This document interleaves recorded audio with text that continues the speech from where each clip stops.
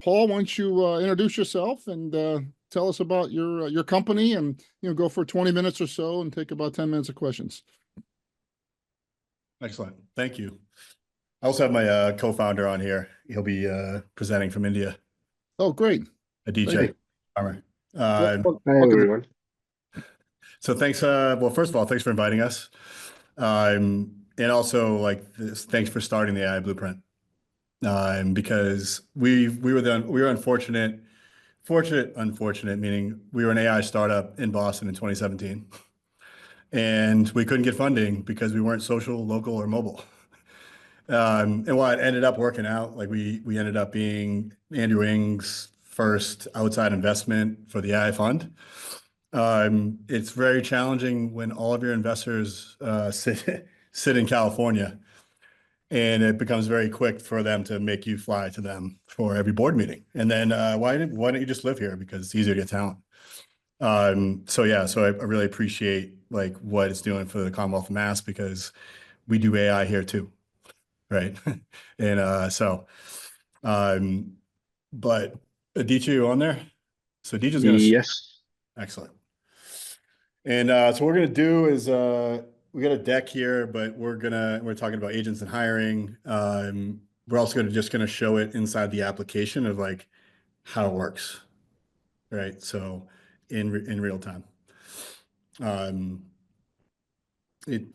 How many people? Awesome. Sorry, how many people here know about the agents? I don't want to go into something and cover an area where people, it's an AI. Paul assumed that everyone's heard of agents and the 18 different definitions of it. Got it. If you could do that, and I think also center us in which problem you're solving, because I think that also will help. Yeah. So really what we're solving is around the hiring problem around it's applying for jobs, and how do you know if somebody is qualified for the role? And we have resumes, we have job descriptions that are flawed, and now we have computers writing, LLMs writing resumes to match job descriptions that aren't the real job to be. And then through that process, we the selection process and hiring, what we're doing is we're creating a meritocracy by interview now versus apply now, and is day one on the job. So we provision a VM and we provide all the real tools. So if the job is matching riders to drivers, then you're matching riders to drivers right in the browser, and it's scored right up front. And so you can restrict the libraries, but it's the exact any software possible, so that we can provide the same thing that you do on the job. So skill-based hiring. And so agents, so Aditya had a good analogy today. Yeah. So if you want to kick that off. Yep. Awesome. We'll start with just setting up the stage with what agents are. Think of the simplest analogy I can give is how a coffee machine works, right? So think of it like this. You have your beanie, which is responsible for crushing your beans to your exact liking. You have the steamy guy who's actually making the water hot. And then you have the last one, which is the shoppy, which just goes and orders beans whenever you want it. So a fully agentic system that everyone says, hey, what agents are is, imagine you wake up on a Monday, you go to your coffee machine, and your coffee machine goes like, I saw your calendar. You're up till 11. I'm going to make you a strong espresso. It just crushes the right amount of beans, automatically heats up the water at 7:45 because it knows you will be up at 8. Gets everything ready. So when you get there at 8, the coffee is already ready, and it greets you by saying hi. That's a AI agentic system where all of these little things are able to talk to each other. Tools are basically their actual day-to-day functions, where a crusher's job is it's going to crush the coffee. Steamy's job is it's actually going to heat up the water.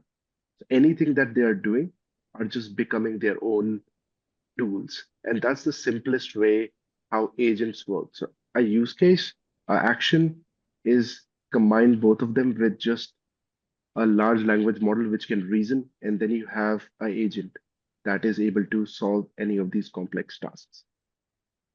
So for our agenda, we are quickly going to walk you through how the how we use our agentic system to create job descriptions, to find talent, and then our end profile that we get to.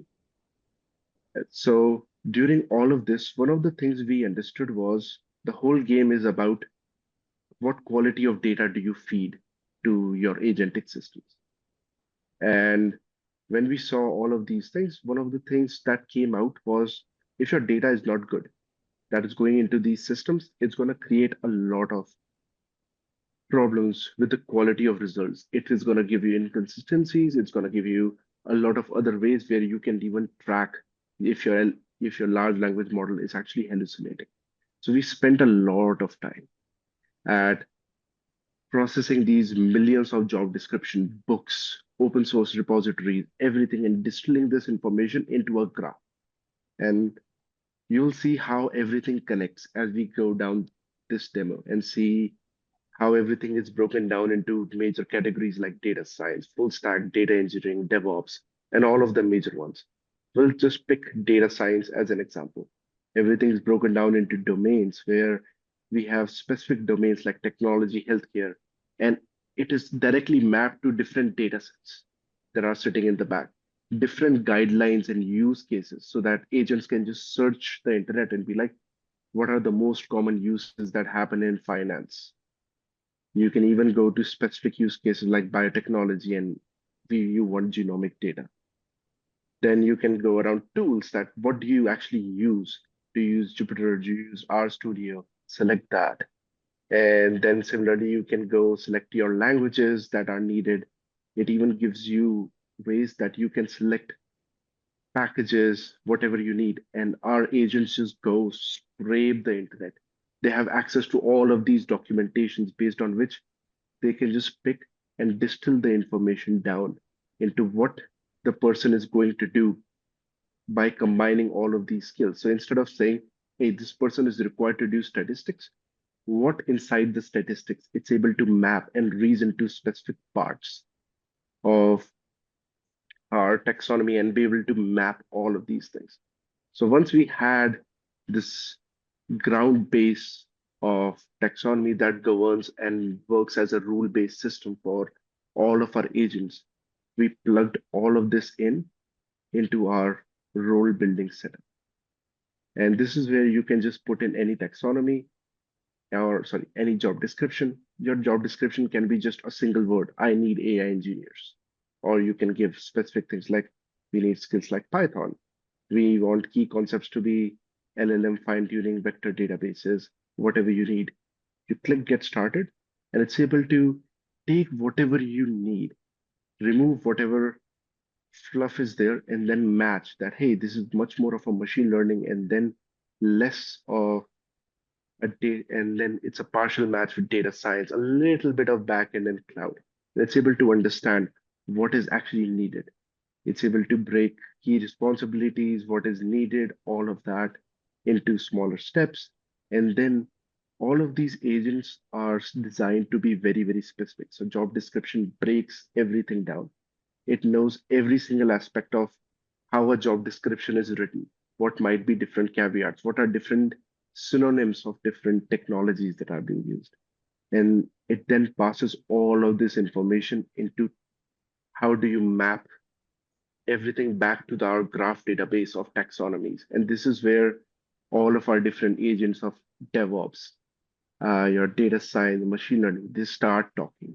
And then they create a nice map being like, hey, I saw this use case. And then they come up with a very clear description of this is the main language you need.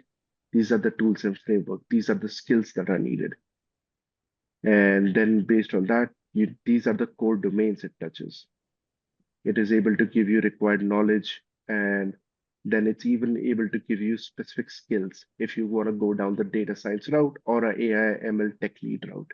Once you have selected all of that, it then asks you to generate these video questions. And this is where our agent goes and transfers all of this information to the next part.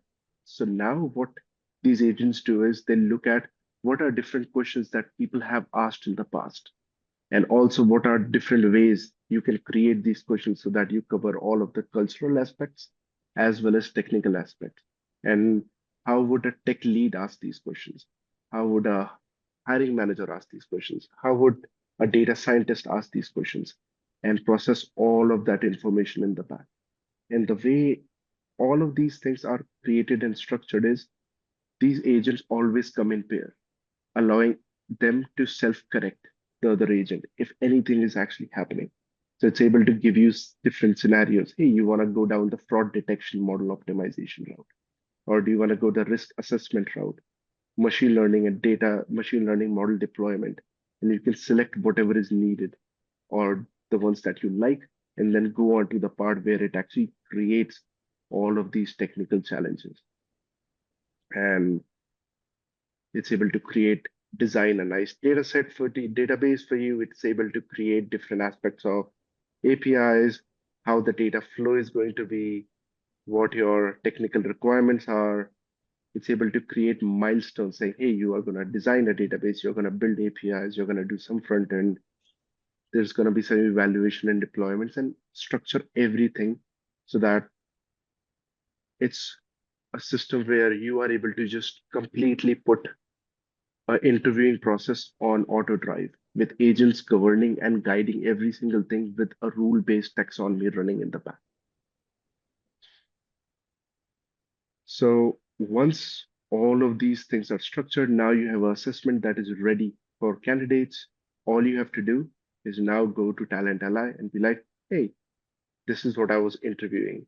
Let's say we had, these are the requirements. You go and you put it in our sourcing system. And this is where everything just connects. And our sourcing engine just goes and starts finding these people for you. On the system, it will look at their past experience. It's going to scrape their LinkedIn. It's going to get their information from other sources. Let's say their places they have worked, all the other information around salary, and then find people. So in this case, it's a very vague description.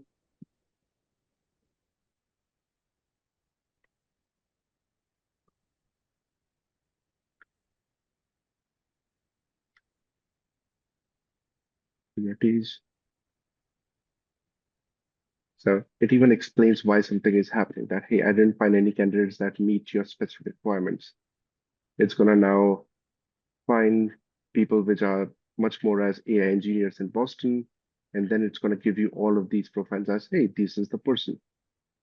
And it even gives you an understanding of, hey, this is how big the pool is. And then from here, you can start narrowing it down. It even explains how a specific person is mapped and is good for your specific requirements. You can ask them more questions, go down and drill down into any specific profile or details. So once we have the process of creating these roles through agents, helping source to all of these agents, we have created a role, we have invited candidates. This is what the final result is going to look like. So you'll see a candidate, this was the name that they were invited. You'll get an evaluation summary that explains, hey, this is what they have scored. They have scored a score of 97. And the way that the system works is it's actually sending them an invite into our platform where they come in. They are basically given an assessment like the one that we saw, as if it's generative AI, they go fine tune a specific model for a specific use case. They are given Jupyter notebooks, a GPU, a VM on which they are building and training their own model. Once they do that, we are able to highlight every single thing because there's proctors as mini agents running on the platform, which is making sure that there's not multiple faces, but also like looking at how they approach the solution. They're looking at every single line of code that they write, running background jobs to understand how are they approaching the code? Are they just throwing every single random solution on it? Or are they building like from bottom up, having a nice layer of, let's say, a class-based implementation, or they're just writing random functions? And we are able to extract all of that information out and break it down into different things based on our rubrics that are generated by these agents. So for example, if this is how they are good at Python, how are they doing data parsing, API integrations, natural language, and able to extract and highlight specific parts. And in case if they do, let's say, any fraudulent activity, we are able to highlight all of those things that, hey, we saw multiple people, we saw them talking in our system, highlight that, and we can even, these agents can even understand and create correlation between, hey, I saw them just jumping in and out of the system. And they are able to match, hey, this actually, there's a copy paste event that happened very, very close to when they went out and came back in.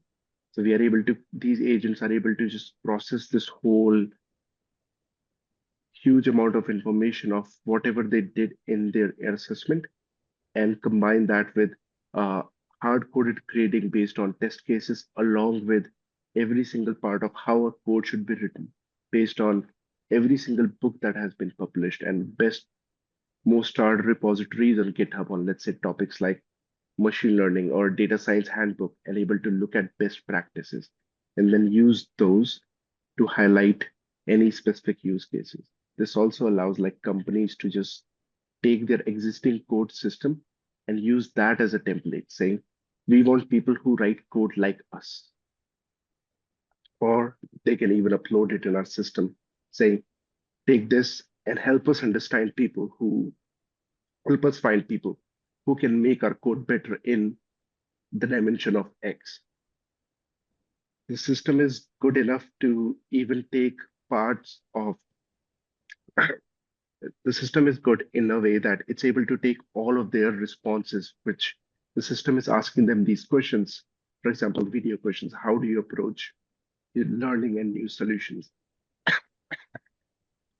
And chunking it down into like smaller videos, transcribing every single part and tagging it back to different parts of the taxonomy so that every single profile is highly searchable and you're able to see different aspects.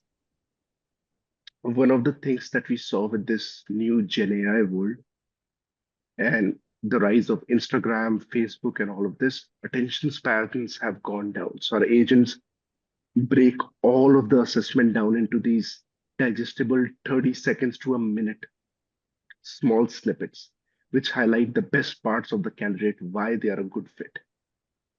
And they do it for the, the cultural side of the assessment, which is just video responses, as well as for all of the technical side, where candidates are explaining their work. So AI agents are asking them, explain me your implementation. How did you create this analysis model? And be able to take all of these little parts and fully understand how a candidate approached, transcribe every single part, and then use all of this information into a place where we are able to see the solution and then map it down to every single part on a rubric that this is how their syntax correctness. They use Python for this. How is their API integration? How is their natural language processing? And tie everything back to the profile itself into the grading. So with this new evolution of AI agents, we don't have to just look at, is the person able to implement something, but also how did they do it? Is it the best way? Did they document? Agents are able to understand and map it back if they're using an old version. This takes away a lot of time that a set of engineers who have to sit and look at a profile, all of their work has been done. And then you can just directly chat with this profile and understand what you specifically need, or based on just the summary or whatever they have done inside the profile itself. I know it was a lot, but any questions? First question, are you allowing to use AI coding tools during the interviews with the candidates? So yes, so the way we do it is we give candidates, every time a candidate goes, they have tools like, let's say if they're going a data science interview, they have Jupyter, they have SQLite, they have Firefox. We are also bringing in a Perplexity-like search that is built in-house so that we have control over how much of a solution do we provide them. So this way, because we don't want that you put in, you just directly get the answer and you paste and you're done. But you're like, you have to put in some work. of it asking, what are you trying to do with this? It is going to give you hints, but yes, we do give them ways that you can just directly search. If you copy paste from outside of the environment, we flag it. But if you take from the Firefox environment, we give you it's proctored. Please do. You cannot remember every single parameter that is being passed to, let's say, Hugging Face. It's impossible. That's great. Right. Lucinda, thanks for raising your hand. Go ahead, Lucinda. Yes, thank you. Thank you. First of all, thanks for sharing this process. Boy, it's very thorough. I was just wondering, like, when you've tried it out with companies, how happy are they with the people who they hire? And how happy are the applicants with this process? That candidate that we just showed that had good results, the 97, he was the equivalent of an L7 or an 8 engineer at a Big Four consulting firm, where the job had been open for 4 months, and we got it on a Monday, and we posted an interview now link, and the candidate Prashobh took it on a Tuesday. We sent it over to the customer. They reviewed it. We had a final round interview the next day. And the candidate was hired in 45 minutes. And they had interviewed 56 candidates in a panel style interview in the previous 60 days with 7 people on that panel to get 0 results. And so the efficiency was great. And then the candidates stuck because they weren't fake. So that was actually, they did over a year contract, and they've ended since and gone out to another job. And the candidate's feedback was, that was my interview. So if I'm going to do an assessment up front, at least it's the interview. This is the technical portion of the interview versus here's a technical assessment to earn your right to interview, right? And a lot of times you're taking a data structures and algorithms test that you give to entry-level software programmers, senior level like software engineers, front-end engineers, data scientists, DevOps, all different skills, but you're giving them the same problem to solve. Right. So, for a candidate coming in, there's a negative, especially with other skill sets outside of software engineering with assessment, because, there's other platforms that consider everything the same. But when you give them the real tools, and then this is like, we have to come to agreement with customers because we want this to be a candidate-driven app and that they're happy using.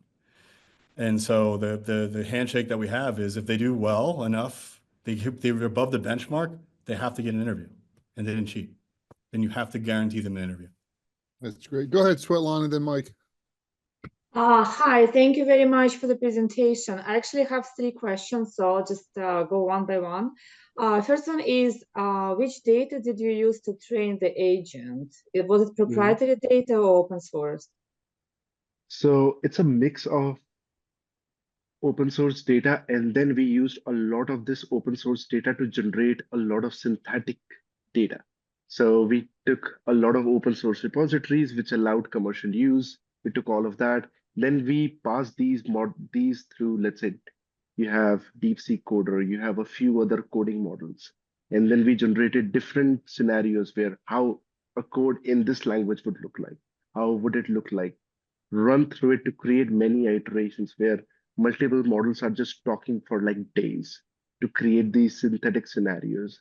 But they're also writing different test cases, all of these to just come up with these flawed samples. And then there's an agent which is much more of a reasoning model, let's say like Owen, which is guiding through that, hey, you should be generating code like this, or this, or this.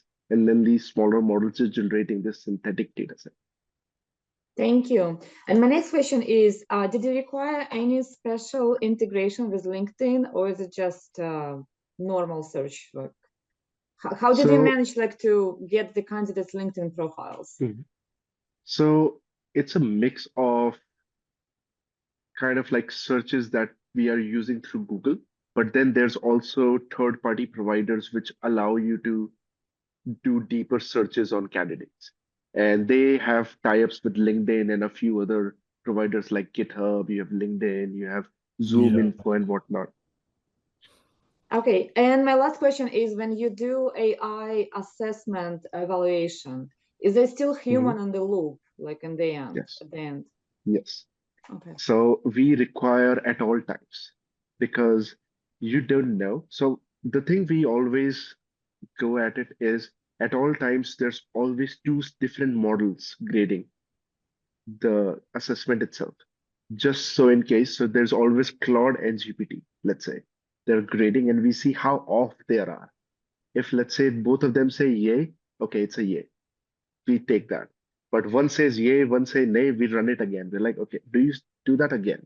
And at all times, once a report is generated, that's when a human looks at it. But that saves us a lot of time because now we are looking at this. So, for example, a single assessment gives us somewhere between 8,000 to 15,000 data points. So you have, let's say it's ranging from 30 minutes to 60 minutes. You have their explanations, you have their code snippets, you have how often they went out, what they copied, all of that. Now it's very hard for a human to look at it and look at it objectively on every single profile you do. Machines do it very nicely. As long as you're clearing the cache, you're making sure that every one is being looked at the same architecture. And then humans' job is just to make sure that there's no discrepancy. Thank you. Yeah, go ahead, Mike. Yeah, this is really great. Having hired engineers, that pre-process to just get them in the queue is always difficult. So I really applaud this. I'm curious as to how are you thinking about applying this for other types of roles, customizing it, let's say, for designers or for product managers? Uh, so, Those are so next. one of the Mhm. So one of the things that so for designers, the way that we have done it is so we don't just look at the final solution, right? When a candidate joins in, now LLMs have gotten very good. They have multimodal capabilities that allows us to look at their screen, how they're approaching, what are this, let's say we ask them to design something. Down the road, once things get much more powerful, it's much more feasible to do long-term screen analysis. We will be just getting down to the sides of Figma. So like design and product are one of our big takeaways for us because product management in general is easy to capture because it's a streamlined process. How would you break? So let's say if we are supposed to give someone a project management assessment, we are going to be giving them Jira as a product. There's APIs in the back, just plugs and pulls all of their, how are they creating stories? We give them a project. How do you break it down? How do you work with a team? Let's say if we give some, and then agents are mimicking as different engineers and giving them scenarios. Hey, I estimate this to be 3 weeks. How do you do it? And they have to talk, get that information out. So that simulation is going to save and help you understand how this person actually thinks. Paul and Gita, really impressive presentation. I'm kind of curious on how you help companies sort through all the choices out there. I mean, this is clearly a advanced sourcing tool. You know, the companies I've talked with, they're overwhelmed with all the different claims, AI sourcing this, AI sourcing that. Do you tell them to give us something, give us 3 openings and we'll prove it to you? Do you money back guaranteed contract? I mean, how do you actually get in the door of an Accenture that's got 15 other vendors who are making the same claim? My AI agent thing is the best thing since sliced bread, but maybe you never see that, Paul. Maybe I'm talking. No, it's no, the taxonomy piece was with those type of companies, the Accentures of the world, because they build a lot of taxonomies that they sell to customers. Yeah. That everything was kind of grounded in truth. And this is our second run at an assessment company, and we didn't have a taxonomy previously. We also, our biggest sticking points were grading, creating content, and agents do that now. Right. And so so what we do is we go in, we benchmark teams so that the ideal process is we go and we benchmark your team because we don't know what your passing score is. Everybody hires like Fang or Mang, whatever they call it now, right? But in reality, that's not the case. And so the ideal is to have the team take it. Now we have an inventory of skills, strengths, weaknesses. We can even compare that to your roadmap and give you a hiring plan based on that, right? And then from there, it figures out it's smart enough to know a fit for the team, not just skills. It's what gap on your team you're trying to fill. Yep. So versus you have a job description that describes 1,000-person engineering team, but not the role that's open that they're trying to fill for. That's great. Let's go to Catherine, then do 5 minutes of open mic. Go ahead, Catherine. Yeah, I just have one question. As you were talking, I was browsing your website, and on the candidate page, I'm interested if you could expand on the statement. It says one interview to take with you everywhere. And you had mentioned that the emphasis is on the candidate and having a good candidate experience. So what is your vision for that? Just being So, verified. So you Mhm. passed it. And so if you go to take another assessment with someone else, you've already cleared. So And the so concept the concept is that somebody has this and they can actually send this over to a prospective company saying, I've already taken this assessment, take a look. Is that what the also, concept is? yes, yep. Yes. It can be two approaches. It's you invited a candidate that already passed, and the system's smart enough to know that they've already passed and will pre-qualify them in. And the other piece that we did was we have upskilling on the other side. So we do tell so if we're going to work with a company, and because of compliance and legal, a lot of companies don't want us to tell the candidate how well they did. But we want to use that as an upskilling opportunity. So here's where you did well. Here's where you need to upskill a bit, and we'll tell you what you need to learn to get to certain companies based on real data. And so we provide the same environment that we provision for assessments. You can use the same thing for learning. So Aditya, Paul, thank you so much. This was really, really helpful, and congratulations. I know you guys have been through a lot, and it's exciting area. And I think we're all going to look back to how we hired in early 2000s. Like, what? You guys went to the bank and filled out a form and took out cash, and you actually had people apply and send in a PDF, and somebody looked through 400 resumes and picked 10, and it's really stunning. So thank you. So congratulations. Thank you. And so open mics at 3 or 4 minutes. So just people comments, open questions. Calvin, I see your hand up. Go ahead. You got the first mic. Oh, thanks, Paul. I just wanted to hop back and maybe, talk to the presenters about one quick question. So, ideally, hopefully this kind of approach is adopted across the board, because of I think what everyone was saying. And my question specifically is let's say that's the case and that kind of changes the way that, people interview or they are assessed and upskill. What do you feel like, let's say the next 5 or 10 years would be a challenge with this approach to hiring? See, down the road, it's like down the road, hiring might, so in general, down the road, software development or any other thing will just change. The way we see and interact with things is gonna change drastically because every single tool is gonna have all of these capabilities right into it. Let's say, for example, if you're using Meta glasses or any other thing, you already have those things. So like down the road, it will be very hard it will be very like easy for anyone to be able to build things. So let's say there's tools like V0 and a few other ones that allow you to just quickly iterate and build UI. You have all of these other things. So down the road, it's going to be more focused on, can you take something and be able to break it down much more faster and be able to use these AI tools right inside the environment and scale things up really, really fast. And having a set of skill sets that are verified so that you don't have to apply. So it's a paradigm shift of, a company posts a job, thousands or 25,000 people a day apply for OpenAI, right? Instead, you're pre-qualified based upon you have skills that we verified and that you've used and the company's verified it and you're pre-qualified to build tools on its own. What weight do you put on video? Because I work in a similar field. We are interviewing nurses for jobs at hospitals, and we are struggling about how much weight to actually put to the video image. Our product managers even said that for now, we would like to inform our users that video is not used as part of this interviewing process. Yeah, for us, we don't score the video because you can't, right? So it's illegal to make decisions, like hiring decisions now in Missouri, California, Illinois, New York, and the law firm that wrote the bill in New York is from Massachusetts, so it's definitely coming here.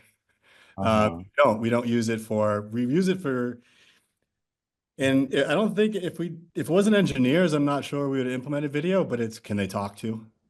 Right? I want to make sure that they pass, they can code, but can they talk and explain their ideas? So that's what we have. Makes sense. Yeah, And yeah. we don't have facial recognition on there because you can't.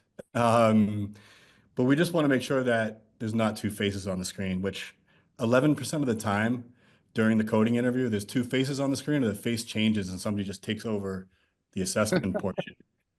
So, and we didn't think engineers cheated like that. That's really good. We're wrapping up here. Let's so quickly. Go ahead. Is it Thibault? Am I saying that correct? Thibault, yeah, Thibault. Go ahead, Thibault. Take us out here. Last question. Sure. Quick question. Thank you. Thank you for the summary you made about your time in Davos. I'm curious, you didn't talk about the impact on the society as a whole. You talk about the company itself, but not as a society of AI, right? Was there a conversation about that? There was definitely some. I think everyone well recognizes that the have and the have-nots are likely to go really fast. There was a lot of questions on what do we do with jobs and everything else, and no answers. So I think everyone sees that tsunami of a problem, but I didn't hear any even really thoughtful approaches other than on the positive side, having this Socrates-like tutor in everybody's hand that has a cell phone around the world feels very promising. But how that balances with the centralization of power with all the tech firms that everyone recognizes is not. There wasn't a robust set of answers that I saw on that. Yeah, I would predict next year there'll be a lot more conversation about that and AI enablement, access, and so forth, which is just getting ramped up now. That's great. Good. Well, wonderful, everyone. Fabulous. Paul and Aditya, thank you so much. Thank you, everyone, for participating. Let's keep the ball rolling on the learning because change is going to continue to come. And last week was one hell of a week, and this week will not be uneventful. So thank you, everyone, and have a great day or good evening.